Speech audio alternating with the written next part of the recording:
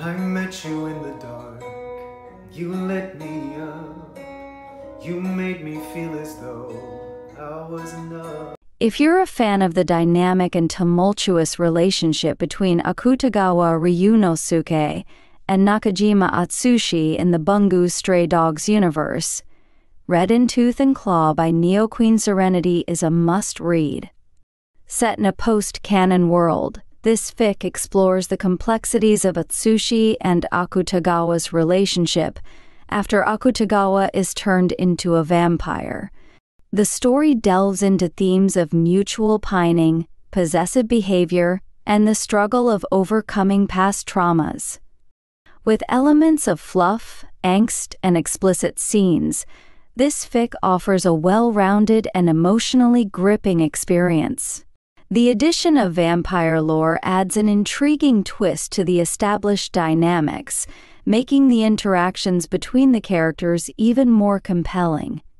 The fic also features alternating POVs, allowing readers to deeply connect with both Atsushi and Akutagawa's perspectives.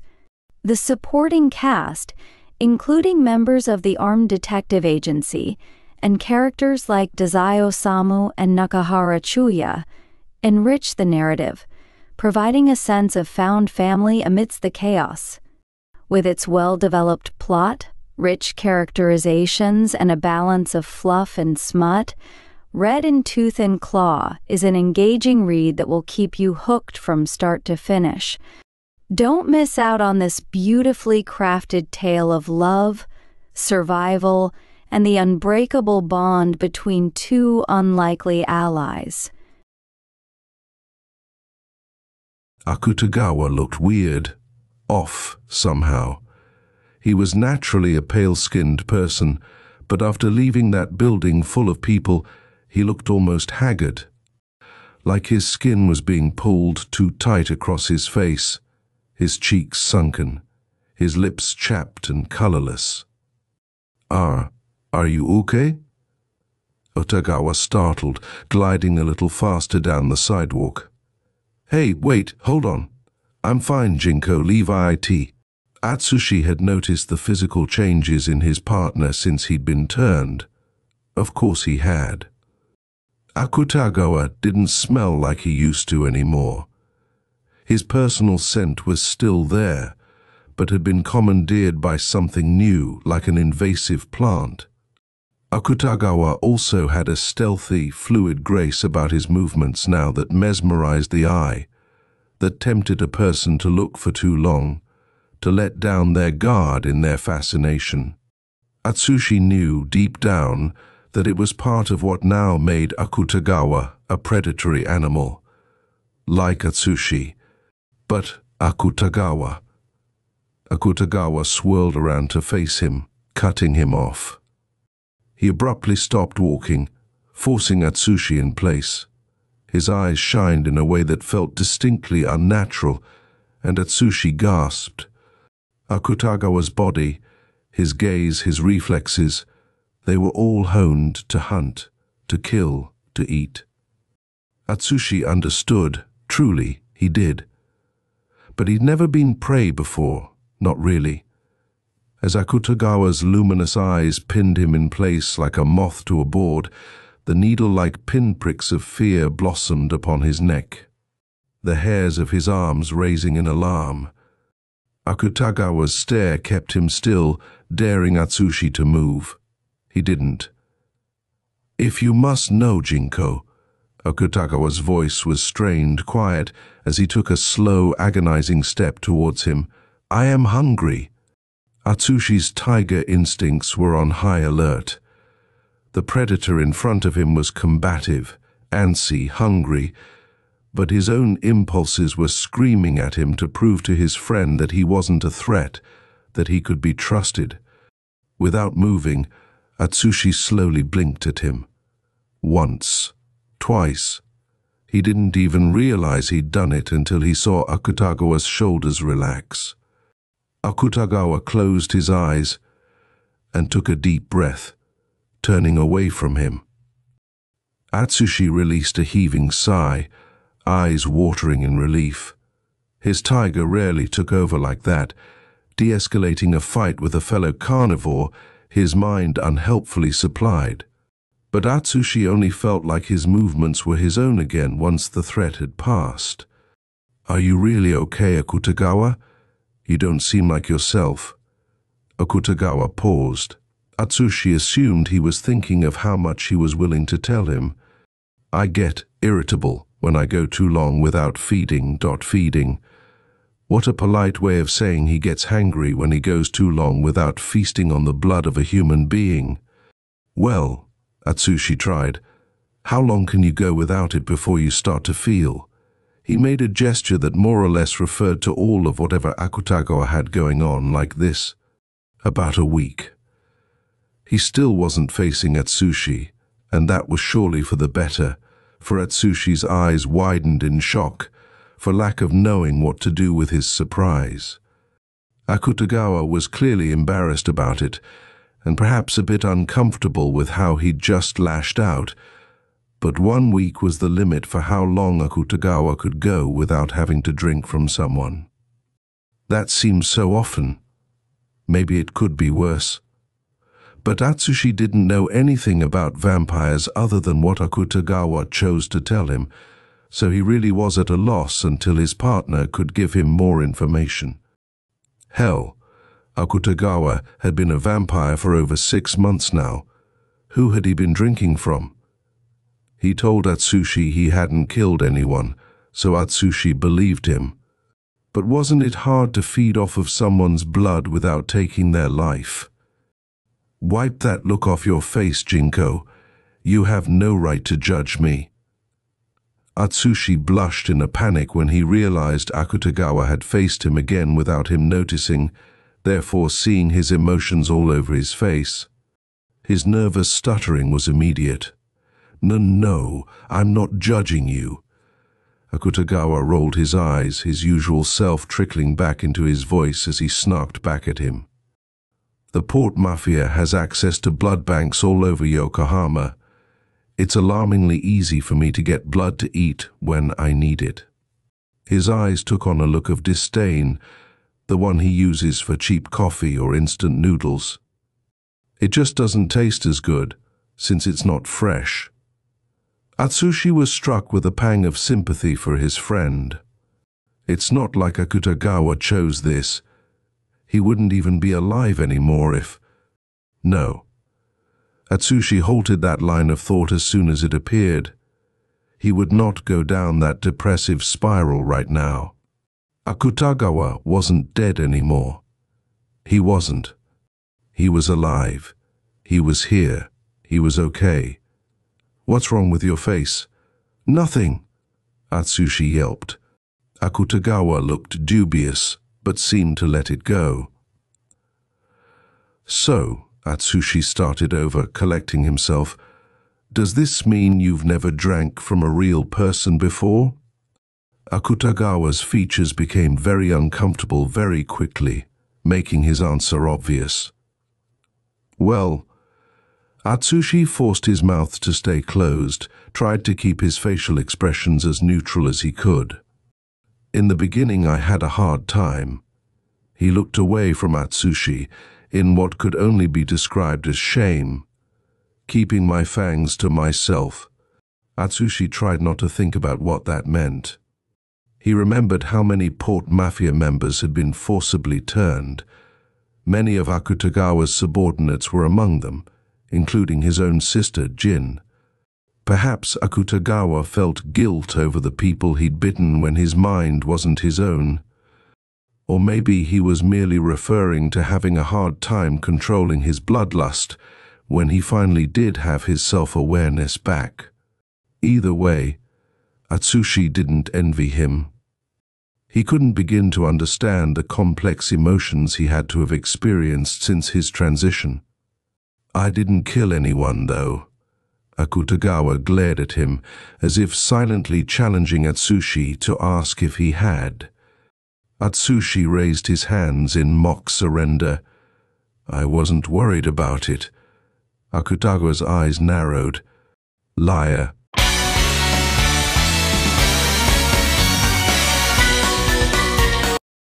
As they walked down the street, heading to the address Mori gave him, the Wataga began skittishly looking around, clearly nervous. "What's wrong with you?" He stammered. "I recognize this neighborhood." Ryunosuke didn't know what that was supposed to mean.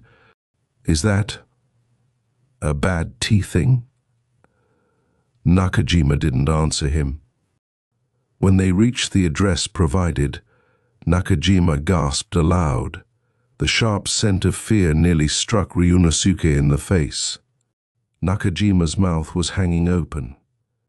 It looked like he wanted to speak but couldn't.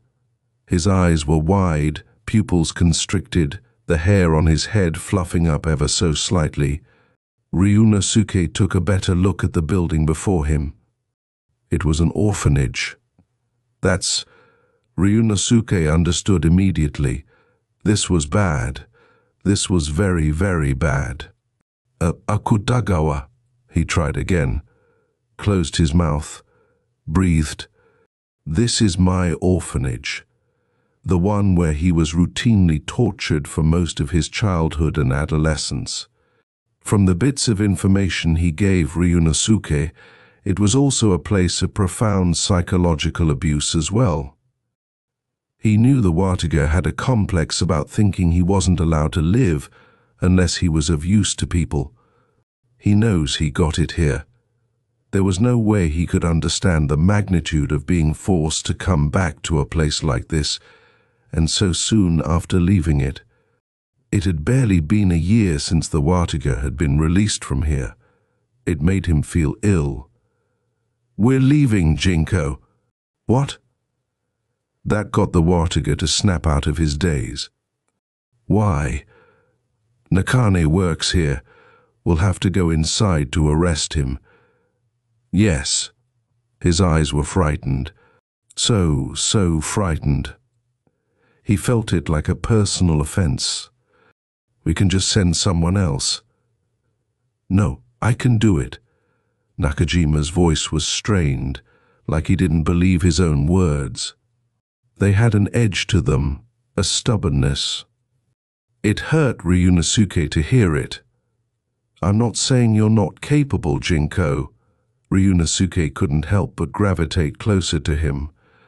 He had to be close enough to allow touch, if the Wataga wanted it.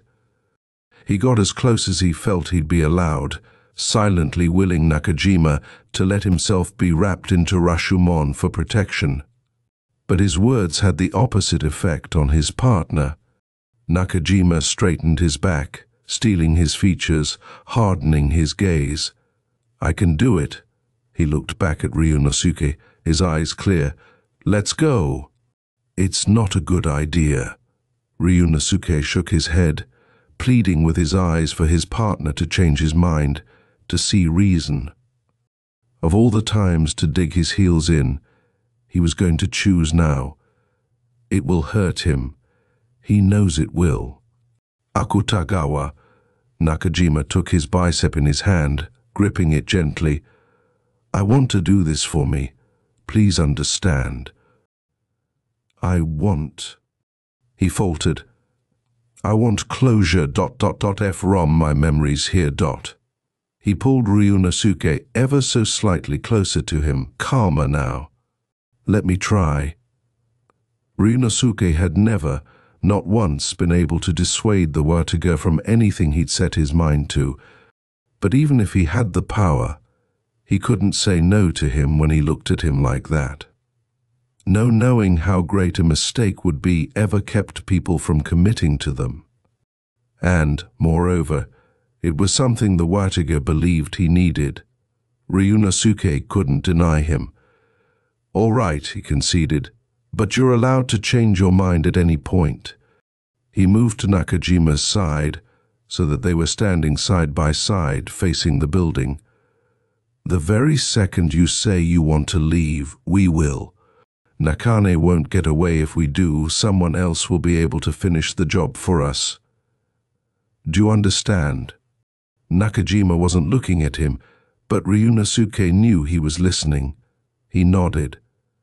"Okay, Ryunosuke took the first step ahead. Let's go.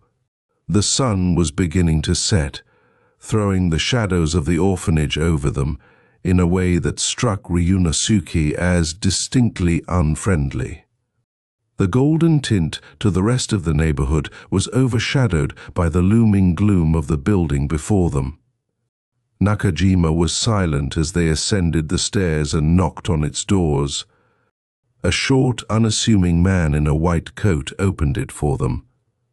"Hello, may I help you?" Nakajima let Ryunosuke do the talking as he displayed their warrant for Nakane's arrest. If the man at the door recognized the Wataga, he made a brave effort of pretending not to. He let them inside and started off down the main hallway at a neutral pace. Nakajima kept pace with Ryunosuke at first, but began to falter within the first few seconds of entry. His partner immediately became distracted, looking down every hall they passed, stopping without warning, his chest beginning to heave as his eyes took on a glassy sheen. There were no children in any of the halls. Ryunosuke didn't want to know why. At the end of one particularly dark hallway was a large door, elaborate in a way that reminded Ryunosuke of a Western-style church. Catholic, maybe. Nakajima stared at it, unmoving, breaths quick. Alarm bells were going off in Ryunosuke's head. They shouldn't be here. Neither of them should be here. He didn't give a flying fuck who arrested Kute Nakane, but it sure as hell didn't need to be the one person in both agencies who had a traumatic association with the man. Ryunosuke tried to think of a way that would comfort Nakajima, in a way he would accept. Something, anything to snap him out of it, or at best agree to leave. He got in front of him, blocking his view of the door that made him freeze up, and crowded himself into the Wataga's space. "Let's move." He knew suggesting that they quit the mission altogether would garnish immediate resistance, so the next best option was just moving him out of that spot. He herded the Wataga with his body, more or less subtly pushing him out of his trance to force him into action. It worked. For a few minutes. The man who'd let them inside was still leading them deeper and deeper into the building without any traces of suspicious behavior, but he was the last person on Ryunosuke's mind at the moment. To keep him steady, Ryunosuke walked side by side with Nakajima, like the Wataga had done with him the day before, arms and shoulders connected, legs walking in sync. It calmed him for a while. That was until they had to pass what Ryunosuke assumed was the medical ward. Or rather, what they told outsiders was their medical ward. The reaction from Nakajima was immediate.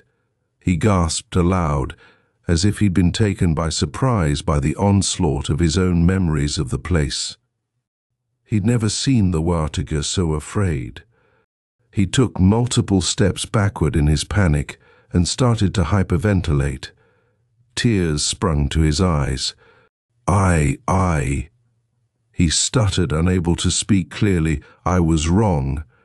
He brought his hand to his mouth, trying to cover it as he gaped, unable to form full sentences. "I can't." The tears were rolling down his cheeks, slipping past his hand, dripping to the floor. "I can't do this.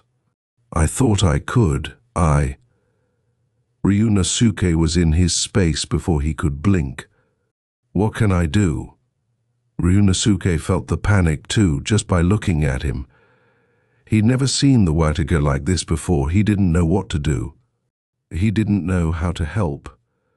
"What do you need?" His hands hovered over Nakajima, waiting for instruction.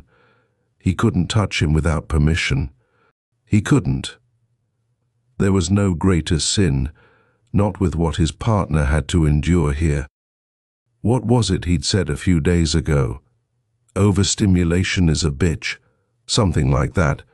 He would be making things worse if he touched him. but he had no possible idea what he could do to help otherwise. I need. Nakajima was clutching his stomach with both hands, protecting a wound that was no longer there, a phantom injury with reminders he wished to forget. Ryunosuke nodded, urging him on. Nakajima's violet golden eyes gleamed in the dimly lit room, pupils constricted in terror as he looked to Ryunosuke. I need Dazai. Ryunosuke didn't have time to think on why those words hurt him. He was too busy with trying to get his Wartiga out of there. Where's your phone, Jinko? We need to call him. Nakajima's eyelashes fluttered in an effort to concentrate. More tears spilled down his face as he searched his pockets with shaking hands. Once he found his phone, he tried pulling up Dazai's number. It reminded Ryunosuke of a person trying to use their phone while they were drunk, pressing too many buttons at once, accidentally dropping it, staring blankly at the screen without comprehension. Nakajima mindlessly wiped sweat and tears away from his face as he struggled through his phone. Once he heard the outgoing call ringing, he realized that Nakajima had accidentally put the call on speaker. Dazai's voice sounded foreign to his ears, loud and urgent. Atsushi, where are you right now? Dazai, Atsushi cried, the relief palpable in his voice. I'm at the orphanage. I didn't know. I'm on my way, Atsushi, but I need you to listen to me very carefully and do as I say. Nakajima blinked through his tears, nodding for a man who couldn't see him. You need to let Akutagawa bring you outside. I'll be there in 5 minutes. Wait, what? Atsushi's voice pitched. How did you know where I was? Did you know I was being sent here today? If Ryunosuke was correct, that was a lick of anger in the Wartiga's tone. No, Atsushi, Dazai came in clearly. None of us would have signed off on that if we knew, especially not me. Mori sent the two of you out without consulting us. Nakajima held the phone away from his face and covered his eyes with a sob. Rampo figured out where you were. Kunikida and Tanizaki are on their way to arrest Nakane. You can leave. Nakajima hiccuped, wiping his eyes. Atsushi, please, you need to listen to me. He didn't sound like his usual self. His voice was stiff. You need to leave. Let Akutagawa bring you outside. Nakajima wasn't listening to him. He just continued to cry. Ryunosuke took the phone out of his hands as gently as he could. Dazai? You know what to do, Akutagawa. Don't fuck this up. And with that, he hung up.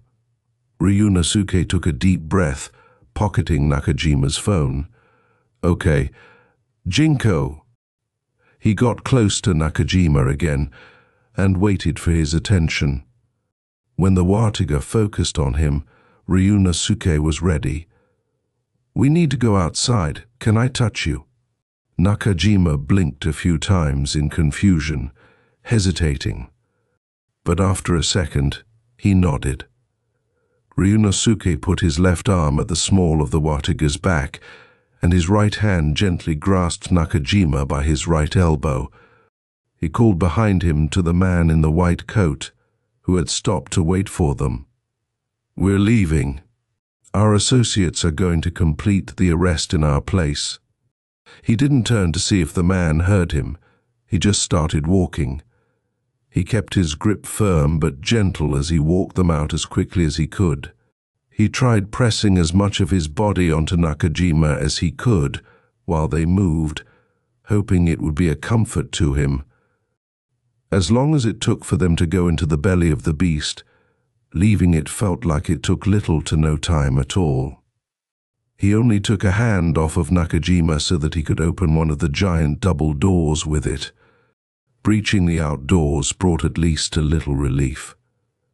Ryunosuke eased his partner down the stairs with one hand on his back as he frantically looked up and down the road for however Dazai was going to arrive. Before they reached the bottom of the stairs, a black taxi swung around the corner and made an abrupt stop at the front gate of the orphanage. Dazai flung himself out of the cab, limbs akimbo, calling quickly back at the cab to remain parked for them. Ryunosuke knew what Dazai was capable of, knew that he actually could move quickly when he wanted to, but this quickness wasn't calculated or graceful, it was reckless and wild. Before Dazai could even reach them, however, Nakajima sprang forward, running headlong into his arms. He tackled Dazai to the ground, knocking him flat on his ass. Once Dazai righted himself into a sitting position, the Watige wrapped his arms around his torso, ducked his head, and let his body crumple into Dazai's chest as he dissolved into tears. "I'm sorry, Dazai. I'm so sorry. I couldn't. As he babbled, he rubbed his cheeks across Dazai's chest, smudging his tears in the man's vest. He bumped his head up beneath Dazai's chin, and before he could rub his scent any more upon him, Dazai's arms came up and around his torso to hug him back. He'd never seen Dazai like this before. His face was frozen in shock, his eyes looked almost vacant, laced with a distant fear that looked completely alien on him. He tucked the Watage's head under his chin as Nakajima cried into his sternum. Dazai was so still, Ryunosuke wondered if he was even breathing. One of the first things Ryunosuke learned about Dazai was that he did not allow people to touch him. He was physically affectionate to some of the people he felt close to, but he had to be the one to initiate it. You couldn't be the one to touch him first. He learned that early on when he was Dazai's subordinate in the Port Mafia. Dazai himself was part of the reason why Ryunosuke struggled to initiate physical contact with others. The man so thoroughly taught him that touch was off limits, it was hard habit not to integrate into his personality when he was a young, impressionable teenager. Really, it was just a boundary that was specific to Dazai, but it was a habit that bled its way into his social skills, or lack thereof, from then on out. The only exception Ryunosuke found to Dazai's touch boundary was with Chuya and Kunikida. Ryunosuke assumed it had something to do with being his partner. Maybe it required a level of vulnerability from him that he would only give to them. Who knew? The point was that this time, Nakajima had initiated the physical contact, and Dazai's surprise was evident. His deer-in-the-headlights reaction was brief, however. Once he seemed to get his bearings, he clutched the Watige closer to him and started rubbing his cheeks atop Nakajima's head, roughly mussing up his hair. Nakajima's legs wrapped around his torso, sitting himself firmly into Dazai's lap as his mentor stroked his back, his hair. He sat there, speechless, as the Watige wore himself out. For the first time in Ryunosuke's life, he thought Dazai looked completely out of his depth. His eyes locked with Ryunosuke's over Nakajima's back, and for one terrifying moment, Dazai looked utterly lost. The moment passed as quickly as it came, and Dazai's eyes hardened as they looked at him. As Nakajima shook in his arms, Dazai seemed to come back to himself, just a little. He whispered softly to the crying Watige, "It's okay, Atsushi, I'm here." His confidence was shaky at best, but he clung to him tightly. "You're safe." Nakajima nodded blearily, keeping his eyes closed. He looked so young in that moment. Ryunosuke often forgot that his partner was still a teenager. The fact that he was 2 years younger than him scarcely registered to him, with how competent he was in a fight and how emotionally mature he was. But growing up too quickly didn't mean a person was immune to the demons of their past. He knew that better than anyone. If Ryunosuke had been in his place, what would he have done? As Dazai seemed to get a better hold on himself, Ryunosuke watched as he placed Nakajima's head in his hands. Dazai leaned down, rubbing his cheeks onto Nakajima's, smearing his own face in tears. He closed his eyes and put their foreheads together, leaving them there for a long minute. "You're safe, Atsushi." As he pet the Watage's hair and back, his gaze fixed back upon Ryunosuke, eyes like flint. It was the exact expression he remembered Dazai wearing when he worked for the Port Mafia. He freed one of his arms to extend his hand in Ryunosuke's direction and crooked his finger once. A clear "come here." It was a command, not a request. Ryunosuke obeyed him by default. He approached them without thinking. Dazai said nothing, but pointed his finger down at the ground next to him. "Kneel." Ryunosuke fell to his knees on autopilot. He was suddenly very afraid. Ryunosuke was the literal monster here, but with one look Dazai could make him feel like a scared, insecure 15-year-old again, desperate for praise, hungry for direction and purpose. Dazai reached out to grab him by the wrist and pulled him closer. He twisted Ryunosuke's wrist harshly, making him cry out. "Did you know?" Dazai's voice was quiet, but his eyes were livid. He hadn't seen him this furious in a long, long time. "No, of course not, I promise." Ryunosuke flailed in his grasp. "Neither of us knew, we just went to the address Mori gave me." Dazai's grip on his wrist rotated, morphing into a hold that was no longer combative. He seemed satisfied with that answer. His face still held an air of disdain for Ryunosuke, but anything was better than the unfiltered cruelty he knew Dazai was capable of when someone crossed him. He brought Ryunosuke's hand to Nakajima's hair and kept it there for a moment. "Akutagawa is here too, Atsushi." He moved Ryunosuke's hand through Nakajima's hair. "He's here for you too, just like I am." Nakajima startled, looking over at Ryunosuke behind his back. He sniffled as Dazai let go of his hand. Ryunosuke took the hint and lightly ran his hand from the top of the Watage's hair to the nape of his neck, nodding wordlessly. He cleared his throat, trying to find words for him. "Yes," he wheezed. "Yes, Jinko, I'm here for you." He tried rubbing circles into the Watage's back, for lack of knowing what to do. "I'm going to stand up now, Atsushi." Dazai's voice was clearer now. He got to his feet, bringing the Watage with him. Dazai smoothed over Nakajima's clothing, his hair dusted off his pants. He nodded at the Watage, seemingly satisfied. "Dressed? Why? He can't be alone right now. I need you to keep an eye on him tonight." Ryunosuke didn't understand. Dazai clearly had a rapport with Nakajima. Wasn't Dazai the obvious choice for such a task?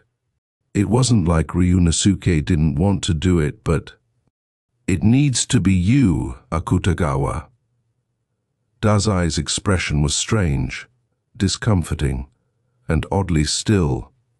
Ryunosuke set aside his confusion and nodded, anxiety pooling in his stomach. Dazai nodded back at him in resolve, clutched his bicep with a rough grip, and maneuvered him into the back seat of the taxi. He then crossed to the other side of the car to get in on the other side, putting Nakajima firmly between them for the ride back to the ADA dorms. As Ryunosuke squished in next to him, He couldn't avoid noticing how Nakajima was now drenched in Dazai's scent. He willed himself to ignore it. While they were in transit, Dazai explained to them that Nakane had already fled the scene and was no longer at the orphanage.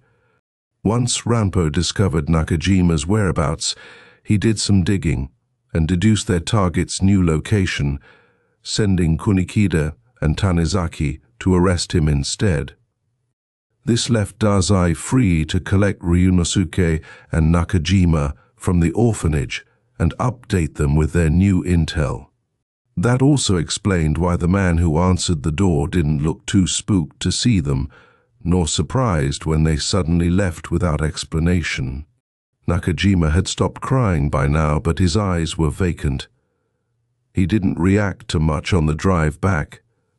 Ryunosuke tried to make sure their arms were connected, their legs, sides. Anything to convey the comfort he thought the Wataga might want. Once they reached their destination, Dazai got Nakajima out of the cab and led him to the dorms. Ryunosuke followed them until they reached the Wataga's door. "Akutagawa is going to stay with you tonight." Dazai's voice was calm but firm. The confusion was clear on Nakajima's face as he looked back at his mentor, but he nodded, accepting the information quicker than Ryunosuke expected. He got his keys out, fumbling with the door for a moment, before Dazai put his hand on Nakajima's back. "It's going to be okay, Atsushi. I'll see you in the morning." Nakajima slowly blinked at Dazai. Dazai blinked back. Nakajima pushed his door open without further preamble, shuffling inside with all the grace of a bull in a china shop. He knocked into a chair, a table, before setting some of his things down. Ryunosuke stood there, completely out of his depth. "Do you like tea, Jinko?" Nakajima turned to him with a face that made no sense at all. Were there too many emotions there, or too few? "Yes, I like tea. I'll make some." He threw himself into Nakajima's kitchen, opening every cupboard and drawer he could find. In part, he wanted to acclimate himself with the area, to make sure he knew where everything was. He wouldn't be very good at taking care of the Wataga if he didn't know where he kept everything. And kitchens were a safe space for him. Cooking, baking, brewing tea, they were calming tasks for Ryunosuke. It was a great pity he could no longer enjoy the benefits of eating or drinking anymore. But if he had someone to cook for, that would be a great distraction for how fucking weird this entire situation was. Ryunosuke found the kettle, an old-fashioned one, not even electric, set it to boil, and found some frankly sad-looking tea bags in a jar by the coffee machine. No matter. He started at putting some tea together for the two of them before Nakajima's voice interrupted his thoughts. "I have a question for you, Akutagawa." His voice sounded very far away, but Ryunosuke was afraid to look at him, for a reason he couldn't name. Something was off. He turned to look at his partner and jumped when he realized the Wataga had gotten very close to him without him hearing. He had just been across the room, near the table, when he'd looked last. He was now only about an arm's space away, but he hadn't made a sound. "What is it, Jinko?" He tried not to betray how nervous Nakajima's gaze made him. He was eerily still.